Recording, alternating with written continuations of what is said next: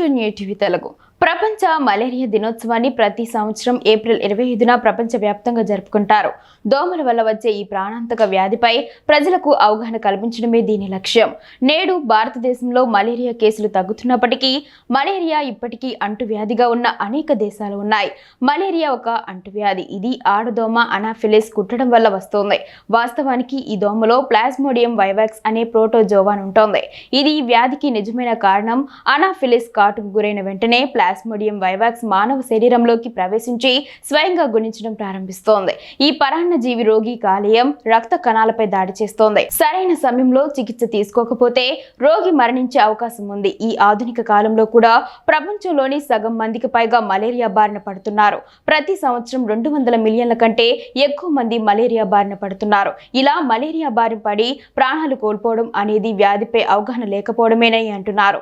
ఈ సంవత్సరం ప్రపంచ మలేరియా దినోత్సవం థీమ్ మలేరియా మనతో ముగిస్తోంది. మళ్ళీ పెట్టుబడి పునఃతలం పునరుజ్జీవిస్తోంది.